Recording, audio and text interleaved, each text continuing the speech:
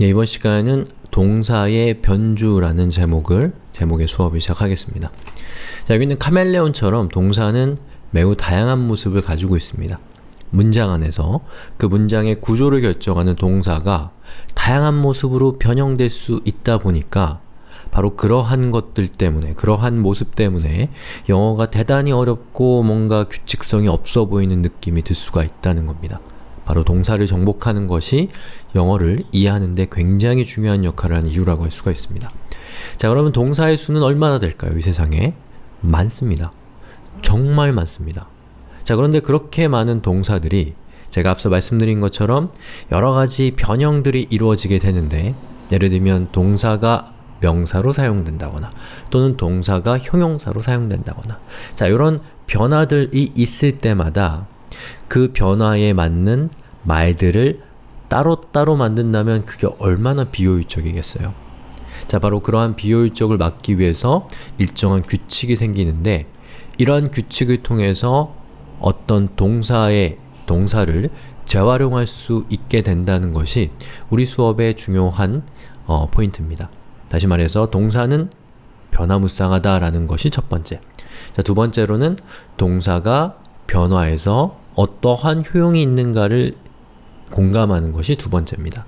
그리고 그 각각의 변화에 대한 부분은 각각의 변화가 별도의 수업이 필요할 만큼 규모가 크기 때문에 그건 나중에 살펴보게 됩니다. 지금은 동사가 변덕장이구나, 동사가 카멜레온이구나, 이것만 이해하시면 우리 수업은 성공입니다. 자, 동사의 변주 첫 번째. 자, 하나의 단어가 여러 개의 품사를 가질 수가 있어요. 이거 우리가 배웠던 건데, study는 동사로는 공부하다라는 뜻이고, study는 명사의 뜻도 가지고 있는데, 명사의 형태도 가지고 있는데, 이때는 공부라는 뜻입니다. 그래서 study가 동사가 아니라 명사인 경우에는 study는 주어 자리에도 올 수 있고, 목적어 자리에도 올 수 있고, 보어 자리에도 올 수 있죠. 자, 그 다음에 우리 수업에서 아주 중요한 부분입니다. 자, 어떠한 동사의 앞이나 뒤에다가 깃발을 꽂아서 그 깃발을 보는 사람으로 하여금 그 동사가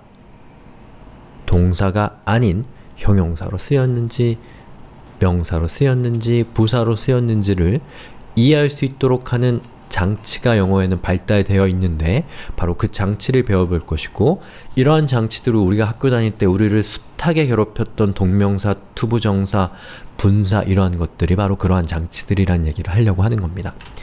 자, 여기서부터 시작을 하죠. I sleep, 나는 잔다라는 뜻입니다. 즉, 주어의 동작을 표현하는 것이 바로 sleep이라는 동사가 하는 역할입니다. 자, 이것은 동사의 아주 원초적인 형태이기 때문에 너무나 쉽습니다.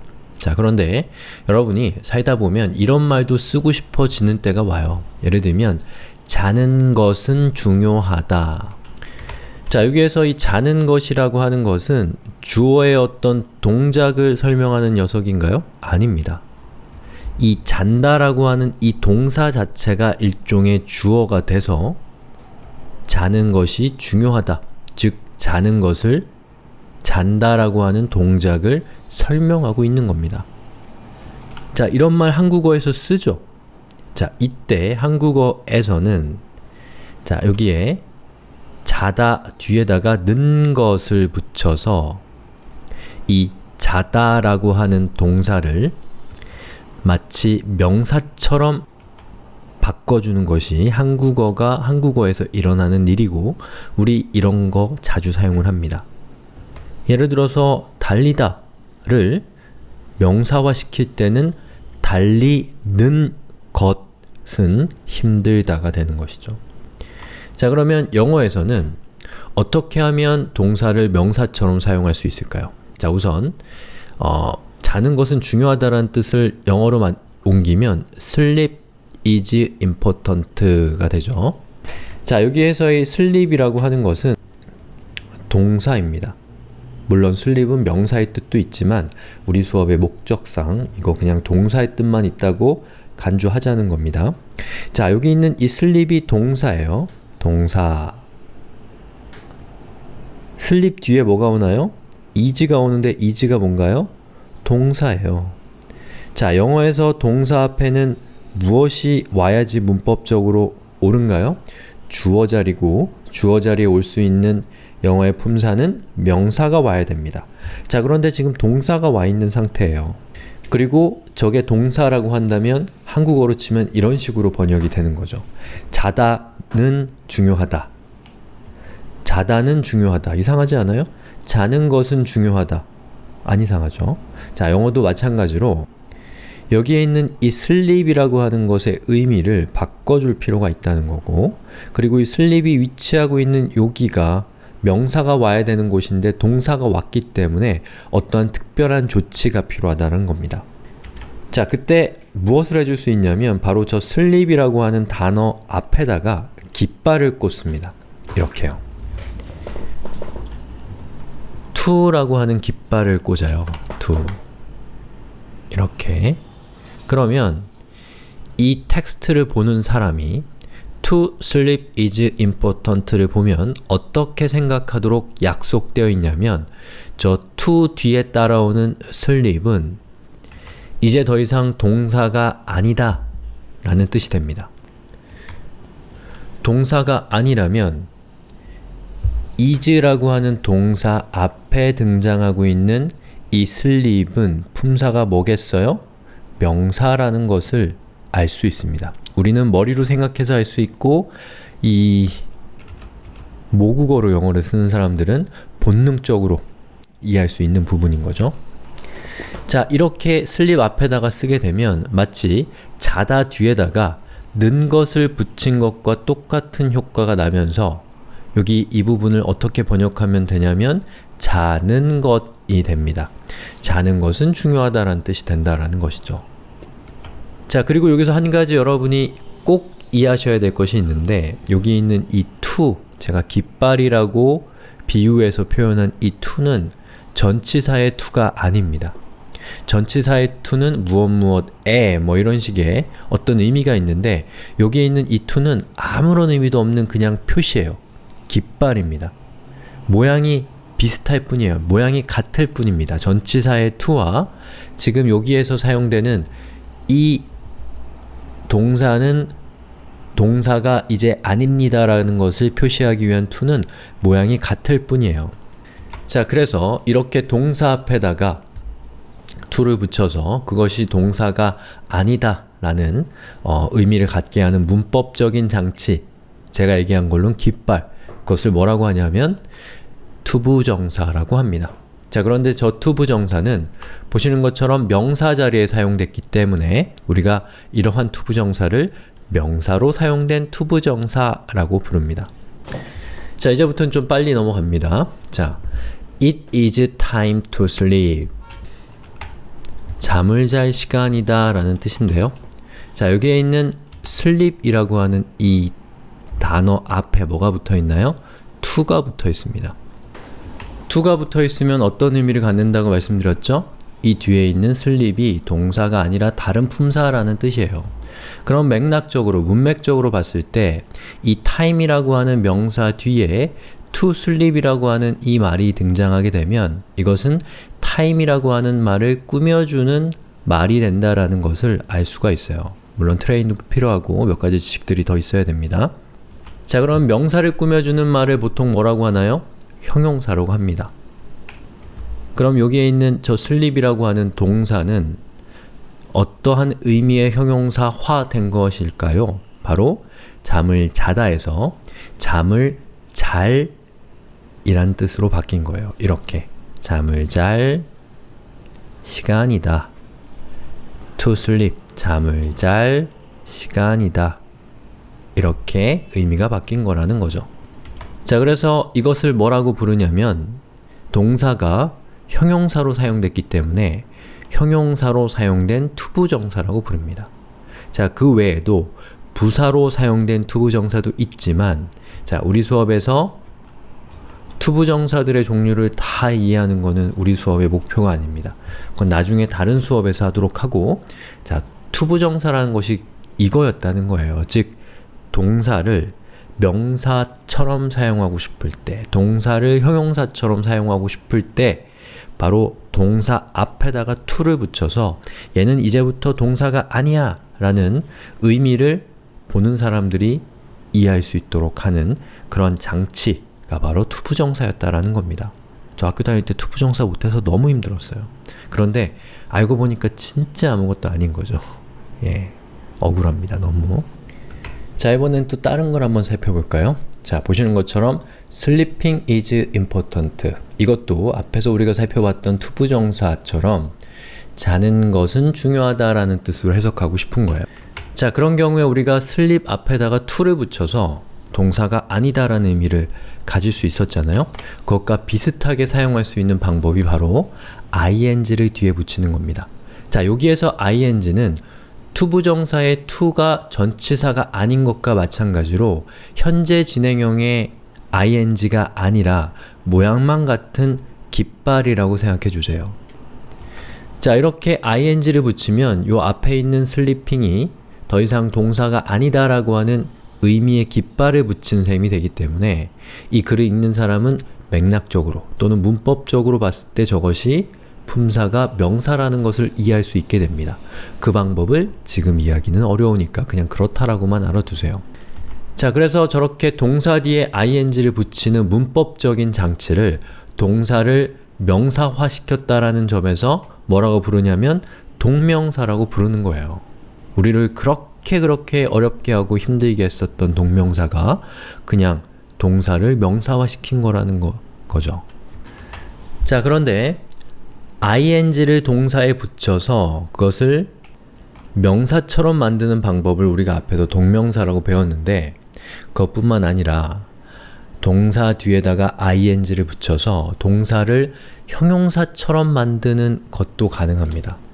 자, 여기 예제를 보시죠. I saw a child, sleeping child 라고 했을 때 자, 여기에 있는 요 sleeping은 여기 있는 이 sleeping은 child라고 하는 명사를 꾸며주는 형용사예요.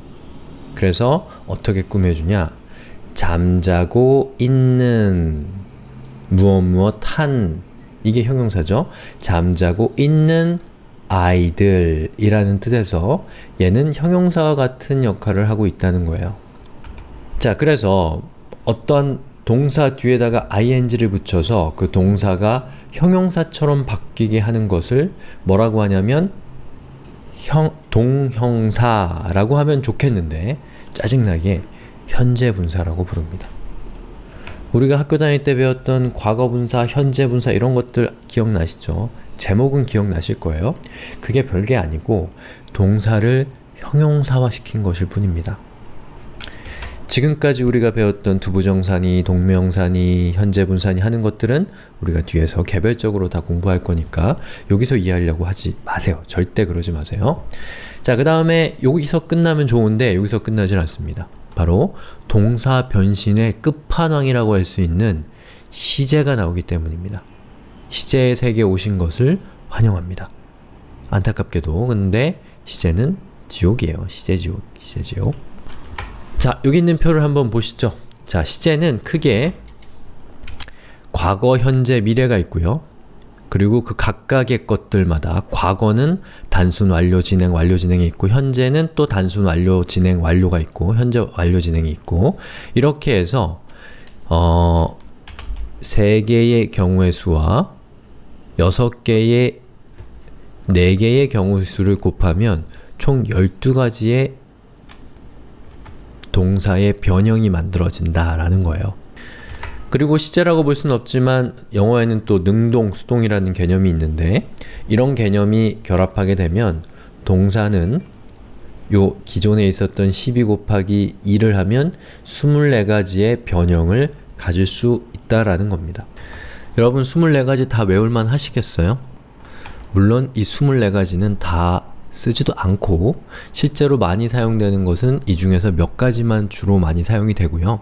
그리고 24가지를 하나씩 다 구단 외우듯이 하는 것이 아니라 여기 있는 과거, 현재, 미래가 무엇인지 또 단순 완료, 진행, 완료, 진행, 능동, 수동이 무엇인지만 알고 있으면 마치 여러분이 구구단을 몰라도 곱하기 할 수 있는 것처럼 24가지를 다 외우지 않아도 저것들만 이해하고 있으면 이 각각의 조합들이 어떤 의미인지를 충분히 이해할 수가 있어요.